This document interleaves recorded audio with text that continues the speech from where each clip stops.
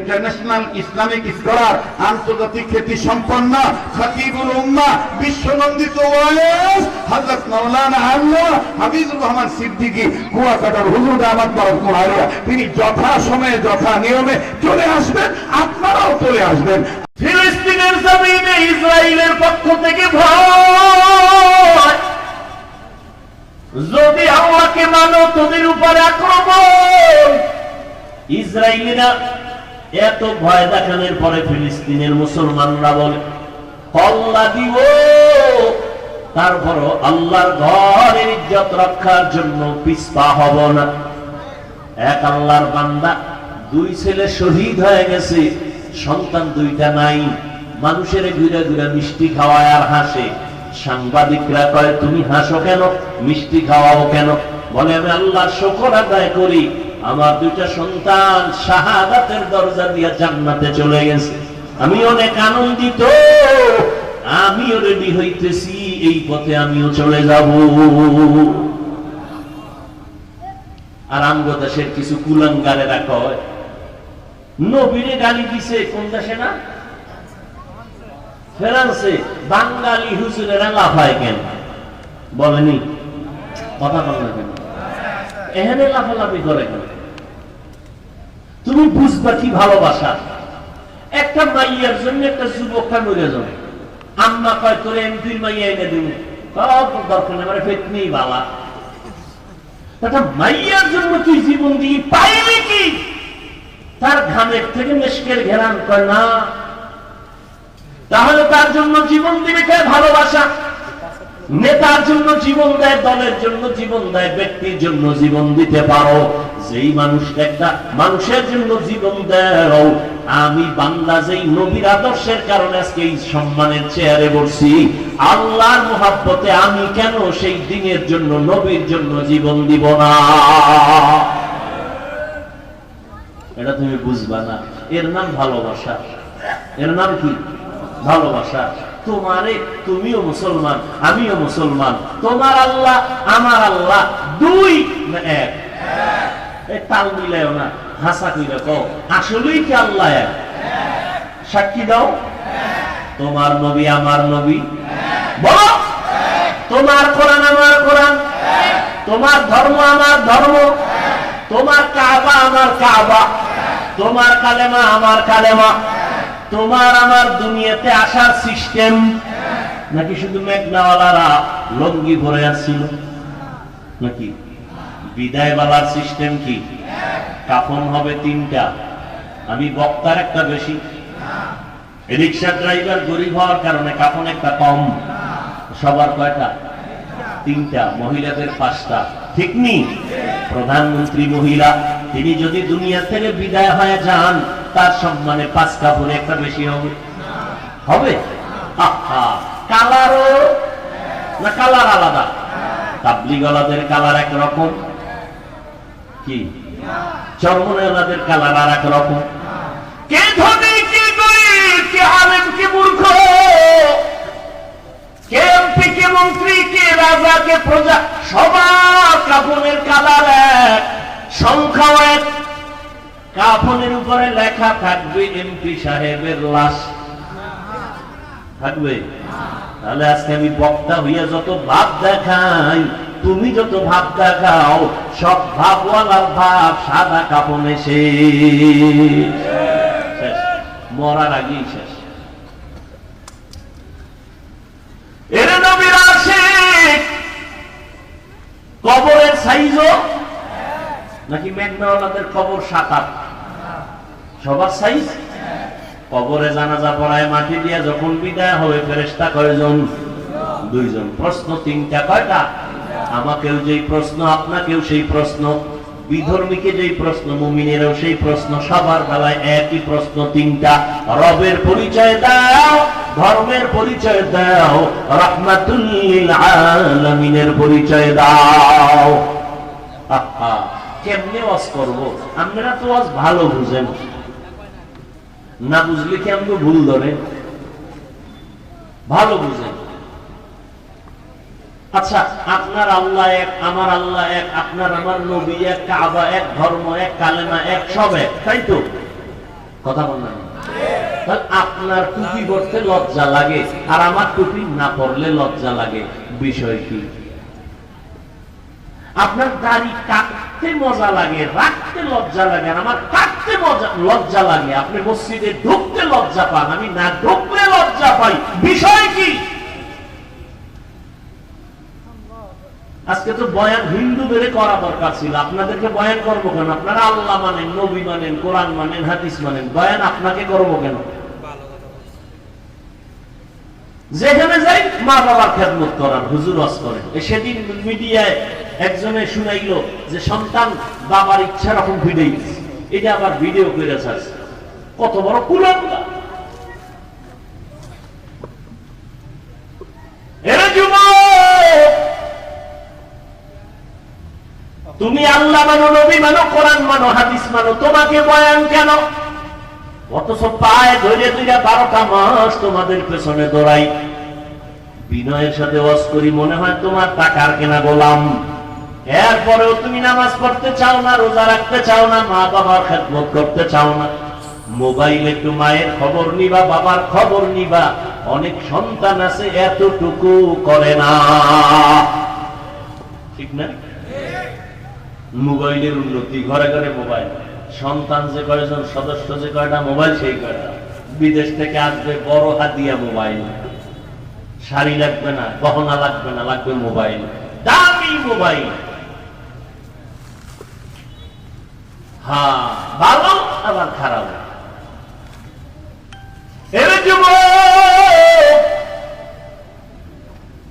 আল্লাহ পাক রব্বুল আলামিন ভয়ের দ্বারা পরীক্ষা নিবেন, ধৈর্যের সাথে বান্দা পাস করতে হবে। জীবন চলে যাবে, আফসোস নাই, তারপর আল্লাহকে বেজার করা যাবে না। কি যাবে? আচ্ছা, ইহুদি, খ্রিস্টান, হিন্দু, বৌদ্ধ সহ সমস্ত বিধর্মীরা ইসলামের বন্ধু না দুশমন? সবাই স্বীকার করেন। আর শুধু এরা না, আমাদের মধ্যে কিছু আছে না দুশমন? কথা বলেন। ওই যে কোরআনের আওয়াজের মাইক একটু কমাইয়া দাও, বহু বন্ধু আছে। গানের আওয়াজ কমাও, এরকম কোন বন্ধু হয়নি। কথা ঠিক না? এই যে উপজেলা চেয়ারম্যান সাহেব বলছে না যে আমি 5 বছর আছি, তো ওয়াজ মাহফিল চলবে, বন্ধ হবে না। কথা বলেন না কেন? হেও একজন চেয়ারম্যান, আর এক জায়গায় আর এক চেয়ারম্যান কইছে এনে ওয়াজ হতে দেওয়া হবে না, হেও ভিআইপি চেয়ারম্যান। আছে না নাই? এটাও ঈমানের পরীক্ষা। আল্লাহ হেদায়েত দান করুন। হ্যাঁ, আল্লাহর ভয় সব বেজার হতে পারে, আল্লাহকে বেজার করা যাবে না। আল্লাহর ভয়ের পরীক্ষা 2 নাম্বার পরীক্ষা হলো ক্ষুধা। ইমাম শাফিঈ রাহমাতুল্লাহ আলাইহি এখানে ক্ষুধার দ্বারা উদ্দেশ্য নিছেন রোজা। অনেকে ক্ষুধা তৃষ্ণায় রোজা রাখতে পারে না, এটাও ঈমানের বড় পরীক্ষা। আমি মরতে রাজি, আল্লাহর বিধান আমি লঙ্ঘন করতে রাজি না। আবার একদল খামার গ্যাস্ট্রিক বেড়ে যাবে, রোগ বেড়ে যাবে, আমি রোজা রাখবো কেন? আরে আল্লাহর আশেক বান্দা তো এই নিয়ত করবে যে রোজা আমার রোগের ঔষধ, ইনশাআল্লাহ রোজার কারণে আমি সুস্থ হয়ে যাই। এর উল্টাটা ধরছে। ভাইরা আমার, ভালো করে বুঝেন, আল্লাহ তাআলা ক্ষুধা দ্বারা পরীক্ষা নিবেন।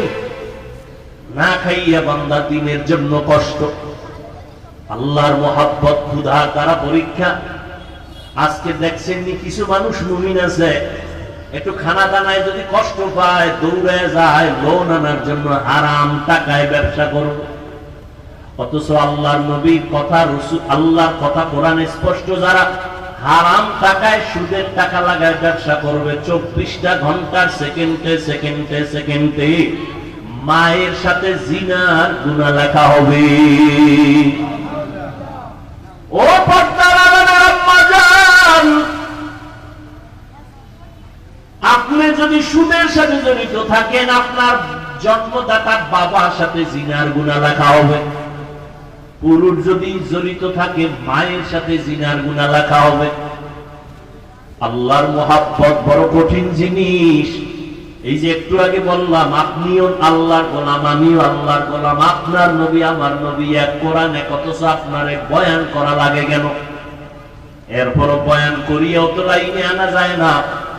বয়ানের পরেই কেউ আবার তওবা করে, আবার কেউ চায়ের দোকানে গিয়ে বিরোধিতাও করে, অথচ চিন্তা করে না আমার মরণটা কখন হবে জানা নাই, কবরে কি উপায় হবে আমার। এই রোজা নিতে কত প্রাণ চলে গেল, যুবক যুবকের তাজা তাজা প্রাণগুলো চলে গেল। ও আল্লাহর বান্দারা কয়দিন আর দুনিয়ায় বাঁচবা? আল্লাহর নবী পর্যন্ত দোয়া করলে উহুদ পাহাড় স্বর্ণ হয়ে যাইত। সেই রহমতের নবী আমার ক্ষুধার কারণে পেটের মধ্যে পাথর বেঁধেছিলেন। সাহাবায়ে কেরাম কষ্ট, সীমাহীন কষ্ট করেছেন। আল্লাহর নবীর সাহাবী যুদ্ধের ময়দানে গেলেন, ঘরের মধ্যে স্ত্রী আছে আর একটা বাচ্চা আছে, আর কেউ নাই। আল্লাহর বান্দা নবীর সাহাবী যুদ্ধে গেলেন, যুদ্ধে কমপ্লিট শেষ করে এরপরে বিজয় হইয়া বাড়িতে রওনা। আল্লাহর কুদরত, ওই মহিলা তার স্ত্রী ঘরে একা, বাচ্চা সহ। আল্লাহর বান্দি কোন রকম কষ্টে জীবন চালায়, ওই বাচ্চাটা হঠাৎ করে দুনিয়া থেকে বিদায় হয়ে গেল, মরে গেল। আল্লাহর বান্দি ধৈর্য ধারণ করে আছে, রাতের গভীর বাচ্চাটার একটা চাদর গায়ের উপরে দিয়ে ঘুম পাড়ানোর মতো রাখছে। আল্লাহর বান্দা সাহাবী ঘরে আসছেন, সালাম দিয়েছেন, হাসি মুখে স্বামীকে খানা দানার আয়োজন করেছে।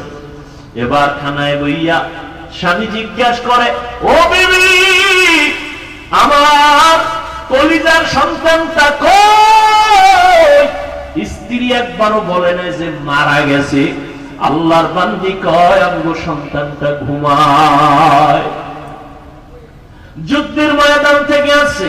আল্লাহর বান্দি চিন্তা করলেন এখন পেরেশানি দেওয়া যাবে না, তো ঘুম হবে না। যুদ্ধে তো অনবরত ঘুম নষ্ট হয়েছে। রাতের বেলা ঘুমায় গেলেন স্বামীও, স্ত্রীও ঘুমায়ছেন, বাচ্চাও ঘুমাচ্ছে। ফজরের আজান হয়ে গেল, নামাজ পড়লেন দনজন। নামাজের পরে আল্লাহর বান্দি কেমন বাবার সন্তান, কেমন আল্লাহর বান্দি, আল্লাহর ভয়। স্বামীকে ডাক দিয়ে কয়, স্বামী মনটা ফ্রেশ? বলে হ্যাঁ ফ্রেশ। একটা কথা বলবো, কষ্ট নিবেননি? বলে না। বলে কথাটা হলো, আপনার কাছে যদি কেউ কোনো জিনিস আমানত রাখে, রাখবেননি? বলে হ্যাঁ রাখবো।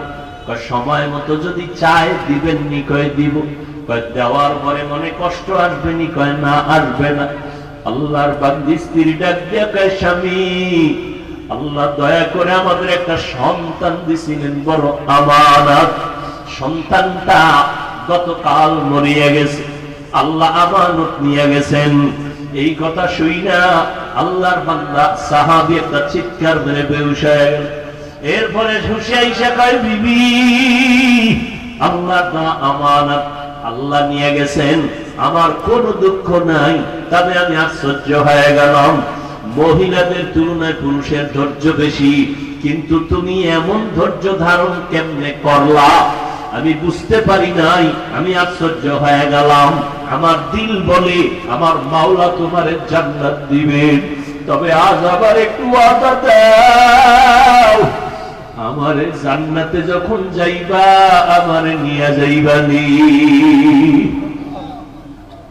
ও পর্দার আড়ালের আম্মা জান, একটা স্বামীকে দিনের পথে কন্ট্রোল করার জন্য আপনার অবদান যথেষ্ট।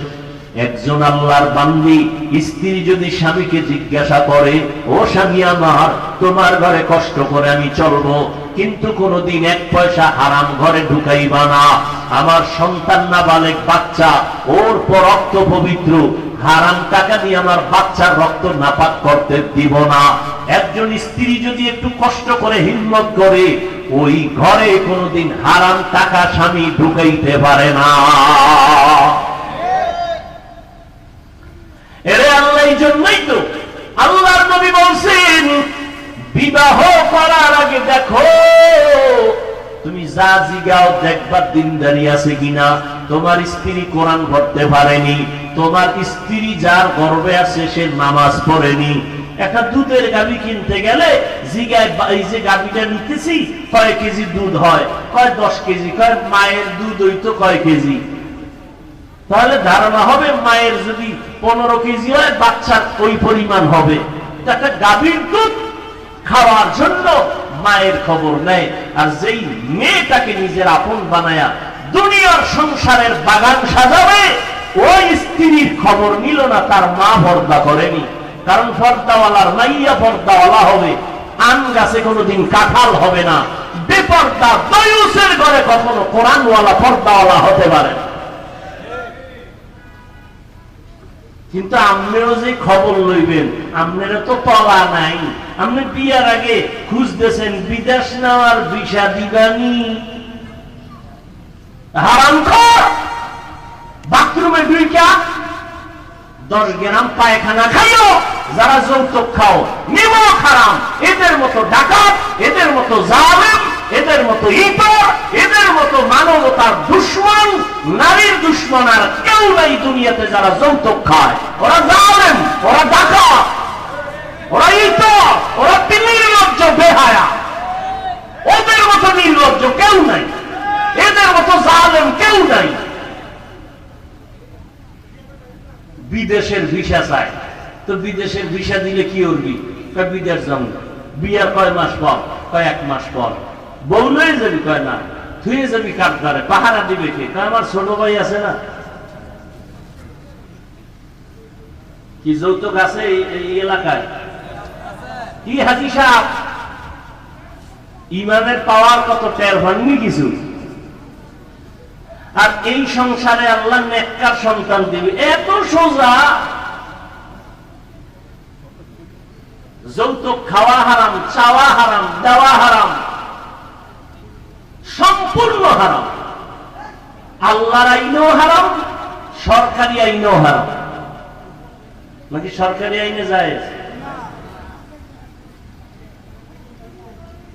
আমার বলার দায়িত্ব মানবেন কিনা সে দায়িত্ব আপনার। রসুলের তরিকায় বিয়া করেন, স্বামীও শান্তিতে থাকবে, স্ত্রীও শান্তি পাবে। প্রথম মাইয়া দেখতে গেছে 13 জন, বিয়া করবে একজন, 13 জন যাবে কেন? এটা আমার বন্ধু বান্ধব, তো বলা যায় না কার পছন্দ হয়ে যায়। প্রথমেই বিসমিল্লাহ এই আকাম, ঠিক নেই? অথচ ইসলাম কত শান্তির ধর্ম, কত নিরেট ভেজাল মুক্ত। যে মেয়ে বিয়া করবে শুধু সেই ছেলে দেখবে, বাবাও দেখার অধিকার নাই। বিয়ার আগে বাবাও দেখতে পারবে না মেয়েকে। আছে কই রাসূলের সুন্নাত? শান্তি খুঁজে এক পিসাবের কাছে এক মুরিদ গিয়ে কয়, হুজুর সবাই বাচ্চা কোলে নিয়ে আব্বু আব্বু কয়, মজা করে, আমার একটু দোয়া করেন আমি যেন একটা বাচ্চা পাই। তো বিশ্বাস পাই 1 বছর অপেক্ষা করছি। 1 বছর পর দেখে কোনো সন্তান এলো না। হুজুরের দোয়ায় কি অ্যাকশন নাই? হুজুরের কাছে গিয়া কয়, হুজুর কি দোয়া করলেন পরের বাড়ি খাইয়া, কোনো অ্যাকশন নাই, বাচ্চাও পাই না। হুজুরকে আমার দোয়া তো অবশ্যই কবুল হওয়ার কথা। বিয়ে করছো? কয় না, বিয়ে করিনি। তো বিবাহ না করে সন্তান চাওয়া আশা যেমন বোকামি, রসুলের তরিকা জবাই করে শান্তির আশা করাটাও বোকামি। এরপরে মহারানা ধরে, হ্যাঁ 5 লাখ 10 লাখ বাহাদুর। যারা রসুলের মোহাব্বত অন্তরে রাখেন, পাক্কা নিয়ত করেন মোহরে ফাতিমি সারা কোনো বিয়া হবে না। আমাদের এক উস্তাদ দেখছি, বিয়া পড়াইতে গেলে যাই দেখতেন মোহরে ফাতিমি সারা যদি কইতো 5 লাখ, আসতে উঠে আড়া। কি হুজুর?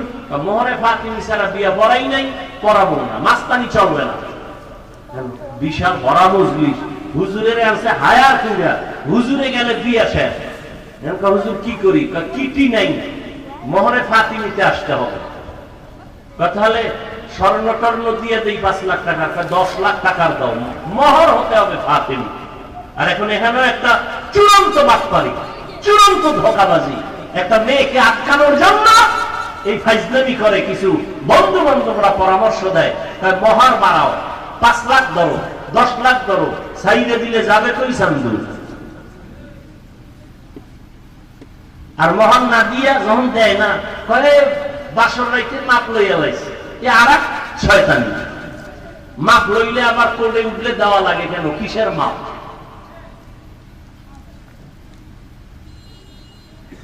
এরপরে আসেন বিয়ে যখন রেডি, এবার গায়ে হলুদ, হারাম হারাম হারাম হারাম, গায়ে হলুদের এই ছাতা মাথা সব হারাম। পাঁচতলা বিল্ডিং কাঁপতেছে রাত্র 12টায়। ইমাম সাহেব কি হাজি সাহেব দাওয়াত পান নাই কি? আমার মাইয়ের বিয়া না, গায়ে হলুদ চলতেছে ছাদের উপরে, সম্মিলিত নাচ গান চলতেছে ওখানে। এই বিয়ে শান্তি হবে কি? আপনার আকল কি বলে শান্তি হবে? কোনদিন হবে না। আল্লাহ হেদায়েত দান করুন। এরপরে বিয়ার পরে মাইয়ার বাড়ি অনুষ্ঠান ইসলামে নিষেধ। অনুষ্ঠান হবে ছেলের বাড়ি। হ্যাঁ, মাইয়ার বাবায় যদি খাওয়াইতে চায় তাহলে মুসলিমেও মানুষ গিয়া খাও, জনমের মতো যাইয়া এনে ফকির বানায় না, খাইয়ে সব। আমরা কইছি জানলে 100, উনি 100 আয়োজন করছে। যাওয়ার সময় দুনিয়া দেখে যে 299 জন রেডি। এবার মাইয়ার বাবার পলানের অবস্থা।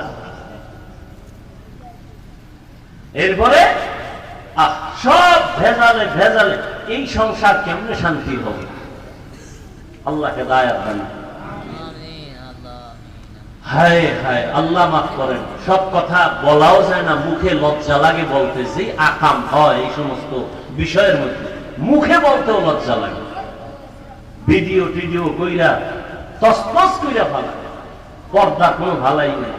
দুই একজন হুজুর দাওয়াত যায়, যদি গজব টজব হয় তো দিলেই কি? বিয়ার অনুষ্ঠান মানে একটা মিনি সিনেমা হল। তো হুজুরের দাওয়াত দিছে ইমাম সাহেব, হুজুরে দেয় সর্বনা, এখানে ঢুকি কেমনে? তো হুজুরের আমাকে বারান্দায় পর্দার ওই পাশে এনে বল খাওন দিয়ে মনে 4টে বাজে দিকে ধুমধাম খাওন, হুজুরের খবর নেই। হুজুরে টেলিফোন করে ধরেও না, হঠাৎ করে সর্বনাশ, হুজুর আমনেই নেই, এই তাড়াতাড়ি খানা দাও। হুজুরের দিয়ে ওই সিফা দিয়ে হেরে বিদায় দিছে। এদিকে আসা যাইব না, হুজুরের সব জাহান্নাম, হুজুর ওই সিফায় বয়ে থাকে। এই জন্য অবস্থা, বিবাহের শান্তি কিভাবে হবে? পার্লারে নিয়ে যেই পরিমাণ সাজায়, নাম কালা মানুষের আস্থা জোনাকির আলো বানায়, চিনা যায় না এটা মানুষ না হনুমান। আল্লাহ সব ভাইকে হেদায়াত দান করুন। রাগ করতেছেন আপনারা? আপনাদের শান্তির জন্য বইলা গেলাম কথাগুলো। আমার কোনো ব্যক্তিগত স্বার্থ নাই, কারো উপর আক্রোশ নাই। আমার একটা যুবক কলিজার মানুষ, সে শান্তিতে জীবন যাপন করবে। জীবনের আপন স্ত্রী, স্ত্রীকে শান্তির জন্য একজন নেককার দরকার, কোরআন পড়নেওয়ালা দরকার, ভালো মায়ের সন্তান। আর নিজেও নিয়ত ভালো করো, 2 হাতে কামাই করব, কোনদিন ফকিন্নির মতো শ্বশুর বাড়ি 1 টাকাও চেয়ে নিব না।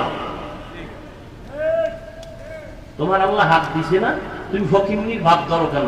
ওই যে সাংবাদিকরা ঢাকার শহরে 2-1টা ধরে ভিক্ষা করে, হাত নাই, খুঁজা খুঁজা বাইক করে বস্তার মশা খুইলে দেয় যে হাত সোজা। আরে ভিডারে ভিডা, এই হলো আমাদের অবস্থা। আল্লাহ 2টা হাত দিছে, বেটা জিদ নাই, তুই না পুরুষ, তুই কি মহিলা? তোর জিদ নাই, জিদ করবি, নিজের পায়ে দাঁড়ায় বিয়া করবি। শ্বশুর বাড়ির থেকে ফকিন্নির মতো 1 টাকাও চেয়ে নিব না, বরং শ্বশুরের গোষ্ঠী শুদ্ধা আমি কামাই করে খাওয়াবো, বাহাদুরের সাথে চলবো। বউ যেন কোনদিন চোখ তুলে কথা বলতে না পারে। আর বিয়ার শুরুতেই বউয়ের গোলাম হয়ে গেছে, কন্ট্রোলে আনবা কেমনি? আগে থেকে ফ্রি মাইন্ড, আসার পরে ডোন্ট মাইন্ড। ওর নাম ধরে ডাকে স্বামীর হৃদয়, হৃদয় স্ত্রীর নাম ধরে ডাকে বেবি। Free mind. এবার যখন সন্তান একটা হইছে না, ফ্রি মাইন্ড, সন্তানও ডাকে একদিন বড় হইয়া হৃদয়। বাবারে বাবা পায় না, হৃদয়। বাবাকে কি রেখা? Don't mind. মায়ের ডাকে বেবি। মানুষের সামনে যদি এরকম হয় তো উভয় কি? একটা জুতার বাড়ি খাওয়া ভালো। সন্তান আব্বুও ডাকে না, আম্মুও ডাকে না, হৃদয় আর বেবি ডাকে। কি করা যায়? ঘটক সাহেব বুদ্ধি দাও, তুমি না মাঝখানে আসি। বুদ্ধি দিয়া কয় কোনো বুদ্ধি নাই, জুতার বাড়ি ছাড়া তো একটা বুদ্ধি আছে। বাচ্চাখানে মাঝখানে বসাইয়া তুমি আর স্ত্রী দুই পাশে, একবার তুমি বউরে খাবা আম্মু, বউ তোমারে কইবা আব্বু, এইভাবে কয়েকবার রিহার্সাল দাও তো সন্তান আব্বু শিখবে। নয়া ছাড়া কোনো তাবিজ নেই। ডন মাইন আর ফ্রি মাইনের কি পরিমাণ জুতার বাড়ি, এবার হিসাব করো। হাসো। সারা দুনিয়ার বেঈমানের মধ্যে আব্দুর রহমান নামে কোন সন্তান আছে? বেঈমানদের মধ্যে আব্দুর রহমান নামে কোন সন্তান আছে? রহিমা নামে কোন মেয়ে পাবেন? তুমি মুসলমানের বাচ্চা, কোরআন হাদিসে নাম নাই। তোমার নাম সবুজ কেন? তোমার বাবার নাম গম্বুজ কেন? তোমার নাম বৃষ্টি কেন? হাসি কেন? খুশি কেন? ইসলামে তোমার নামের প্রভাব পড়েছে। সন্তানের নাম বিপদ, বিপদ সন্তানের, সাগর, নদী। হ্যাঁ, নির্লজ্জতা চূড়ান্ত সীমায় চলে। আগে নাম রাখার জন্য আলেম ওলামার কাছে যাইতো, 7 দিন হইল, হুজুর একটু খেজুর মুখে লইয়া দেন, আর আমার একটা সন্তান হয়েছে, নাম রাইখে দেন। এখন আর দরকার নাই, গুগলে সার্চ দিয়ে নাম বের করছে, নাম বের করছে, নাম রাইখে দিয়েছে। উল্টা পাল্টা নাম এটি মুখে আনতেও লজ্জা নেই। আল্লাহ হেদায়াত দান করুন। শান্তির জিন্দেগি চাইলে রসুলের আদর্শের বাইরে কোনো শান্তি নেই। সমস্ত দুনিয়ার বিধর্মীরা এই কথা মানতে বাধ্য। এই জন্যই তো দলে দলে মুসলমান হয়, হিন্দু মুসলমান হয়, খ্রিস্টান মুসলমান হয়, ইহুদি মুসলমান হয়। মুসলমানের ঘরে জন্ম নিয়া মুসলমানের বুঝাইতে পারলাম না। আল্লাহ সবাইকে হেদায়াত দান করুন। ভয়ের মাধ্যমে পরীক্ষা, ক্ষুধার মাধ্যমে পরীক্ষা, সম্পদের ঘাটতির মাধ্যমে, মানে ইমাম শাফিঈ বলেন এখানে যাকাত উদ্দেশ্য। কিয়ামতের আগে বড় লোকেরা যাকাত দিবে না, জরিমানা মনে করবে। অথচ যাকাত আল্লাহর বিধান। সংক্ষেপে বলে ফেললাম, যাকাত দাও, মাল থেকে দান সৎকার করো, এটা বড় পরীক্ষা। 4 নাম্বার, জানের ঘাটতি। আল্লাহ সন্তান দিয়ে নিয়ে যাবেন, আবার অসুস্থ বানায় রাখবেন, আল্লাহর মুহাব্বতের পরীক্ষা। তুমি এই জায়গায় ধৈর্য ধারণ করে আল্লাহর উপরে ভরসা করে চলো। 5 নাম্বার, ফলের দ্বারা পরীক্ষা। ইমাম শাফিঈ রাহমাতুল্লাহ আলাইহি বলেন এখানে ফল দ্বারা উদ্দেশ্য তোমার সন্তান। মহিলাদেরকে আল্লাহ কোরআনে বলছেন এরা জমিনের ক্ষেত, ক্ষেতের ফসল হলো সন্তান। এই সন্তান দিয়ে আল্লাহ পরীক্ষা নেবেন। ইন্নামা আমওয়ালুকুম ওয়া আওলাদুকুম ফিতনা। আল্লাহ বলেন সম্পদ আর সন্তান হলো তোমার পরীক্ষার বস্তু। আল্লাহর কাছে যদি পাস করতে চাও, সন্তানটারে নেককার বানাও। ও যুবক, তোমাকে আমি এতক্ষণ বয়ান যাই করলাম, একবারও কিন্তু বলি নাই আমগমত হুজুর হও, স্কুল কলেজ ছেড়ে দাও, একবারও বলি নাই। তাবলীগ চরমনাই না করলে, উজানি না গেলে জাহান্নামে যাইবা বলি নাই। তুমি যে লাইনে থাকো, আমার দাবি একটা, ডাক্তারি পড়ো আলহামদুলিল্লাহ, ইঞ্জিনিয়ার হও, একজন প্রফেসর হও, স্কুলে পড়ো, কলেজে পড়ো আলহামদুলিল্লাহ, চাকরি করো, ব্যবসা করো, বাধা নাই। তবে অনুরোধ, তুমি নবীর তরিকা মেনে 5 বেলার নামাজ পড়ো, মা বাবার দোয়া নাও, আলেম ওলামাদের সাথে বেয়াদবি করবা না, মুরব্বির দোয়া নিয়ে, ভালো ব্যবহার নিয়ে চলো। তুমি ডাক্তার হলো, তোমার সম্মান থাকবে আকাশ বরাবর। তুমি মরিয়ে গেলে তোমার নামে ইতিহাস লেখা হবে সুনামের সাথে। তুমি ইঞ্জিনিয়ার হও, তোমার সম্মান থাকবে সবার উপরে দেশব্যাপী। তুমি একজন প্রফেসর হও, তোমার সুনাম হবে সারা দেশব্যাপী। যদি তুমি মা বাবার দোয়া নিয়ে চলতে পারো, তুমি উলামায়ে কেরামের দোয়া নিয়ে, পরামর্শ নিয়ে চলতে পারো, আজকে থেকে তৈরি হও। স্কুলে পড়ি, কলেজে পড়ো, আর যেখানেই থাকো, একটু চিন্তা করো, তোমার মতো যুবক জীবনে মাদ্রাসায় পড়ে নাই, স্কুলে পড়ে, কলেজে পড়ে, চাকরি করে, ব্যবসা করে, 5 বেলার নামাজ পড়ে, আছে না নাই? তুমি কেন পারবা না রে বাবা? তোমার মতো যুবক র‍্যাব, আর্মি, পুলিশ, বিডিআরে চাকরি করে, আজকে তাকায় দেখো নামাজ ছাড়ে না। তুমি কেন পারবা না? তোমার মতো যুবক ব্যবসা করে, চাকরি করে, তোমার মতো যুবক নদীর মধ্যে মাছ ধরে, নামাজ ছাড়ে না। তোমার মতো যুবক ড্রাইভারি করে, নামাজ ছাড়ে না। নদীর মধ্যে জমিনে কৃষি কাজ করে, নামাজ পড়ে। তুমি কেন পারবা না? আজকে থেকে তওবা করো, মা বাবার দোয়া নিয়ে চলো। ও আল্লাহর বান্দারা, এখন থেকে তওবার নিয়ত করো।